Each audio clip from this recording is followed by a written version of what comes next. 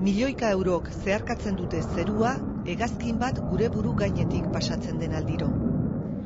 Haren piezetako bakoitzak dirutza balio du, eta puskatu edo hondatzen bada, ordezkatzea oso garestia da aire konpainientzat.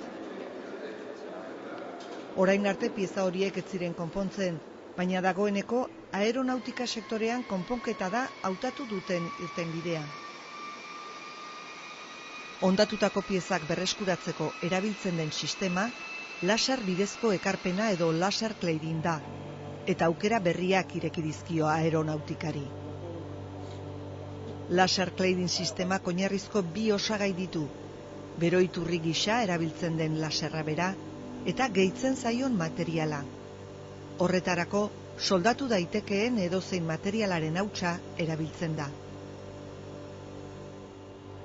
Laserrak konpondu nahi den pieza urtzen du, eta urtutako puntuan egiten da material hautsaren ekarpena bat egin dezaten. Prozesuan helburua da hutsetik hasita azkenean pieza bat edukitzea.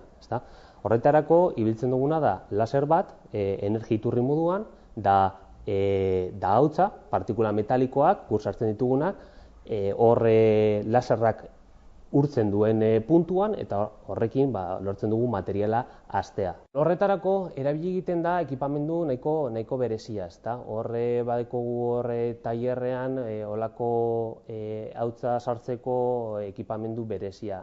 Berez egiten dena da hautsa gas batekin sartu, hodi batetik eta hodi horretatik makinara bidali. Gero makinatik aho batera bidali egiten da hautsa eta aho horretatik gure piezan gainazalera bota egiten da. Laserran bidez lortzen duguna da nahiko puntu fokalizatu baten hautsa materiala sartzea eta orduan olako egitura lortzen ditugu, kapaz-kapa materiala hasita. Laserra oso beroiturri selektiboa da eta oso azalera txikietan ekarpenak egitea onartzen du. Ematen duen beroa hain da txikia, non posible baita soldadurekin egin ezingo liratekeen fusioak egitea. Adibidez, pieza metalikoen gaineko estaldura zeramikoak. Baina nagusiki, material termorresistenteekin erabiltzen da, adibidez, hegazkinak dituztenekin. Piezak konpontzeaz gainera, laser ekarpenak beste aplikazio batzuk ere baditu. Aplikazio batzuk dauz, non guk egiten duguna da, olako erastun handi bat materialana hartu, diskoa esaten zaiona, hor batez be aeronautikan industrian motoreak eraikitzerakoan edo egiterakoan, hor disko batzuk hartu egiten dira eta disko horietatik materiala kendu egiten da olako euskarriak lortu arte. Horrek suposatzen du materiala garestia dela eta material parte handiak kendu egin behar dugula.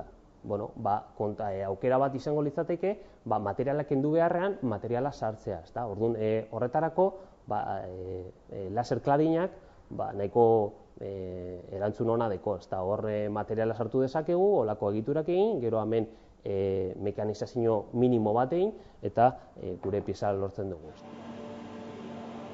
Teknologia hau erabat eraginkorra izan dadin, puzzle baten piezen antzera zehaztasun handiz elkartu behar dira jokoan dauden parametro guztiak, bai laserrarenak, baita gehitzen zaion materialarenak ere. Ezinbestekoa da hautsa botatzen duen pita eta laserraren fokua lerrokatzea, hauts kantitate zehatza injektatzea edota laserraren potentzia doitzea.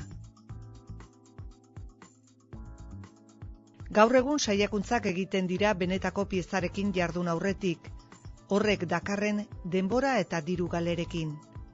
Hala ere, batzuetan hori ezinezkoa da. Irtenbidea, prozesuaren modelizazioa da, eta hortan ari dira lanean margunen.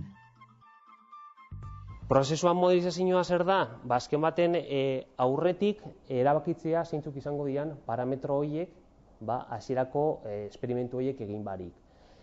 Printzipioz nahiko ideia ona da, baina nahiko konplexua da. Orduan guk hori izan da, margune barruan egin izan dugun lan importantenetariko bat, eta horretan egin izan duguna da alde batetik aztertu zelan dan partikulan eta gazan fluxu guzti hori, bestetik zelakoa dan laserra eta partikulan arteko interakzioa, bestetik interakzio hori kontutan edukita zelan berotu egiten da materiala, eta azkenik ikusita zenbateko materiala jausten den gainazalean, kalkulatu zenbat hasiko den gure materiala.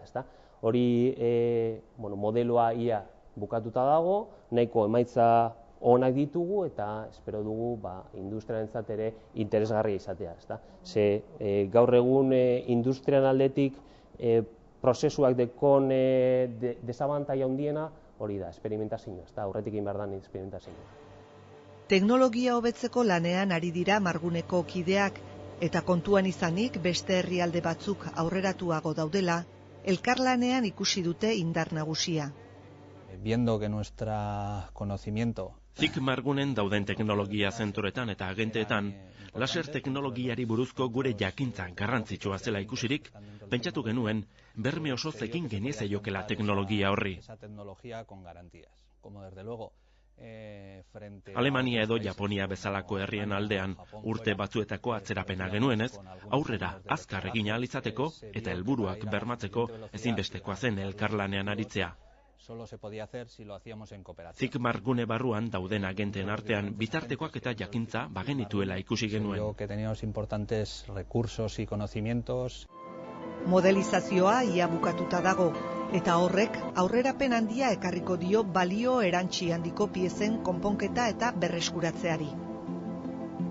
Aeronautikaren sektorea da epe laburrean teknologia horretan interes handiena izan dezakeena, baina gero makina erramintara edo garraioaren sektorera zabaldu ahal izango da.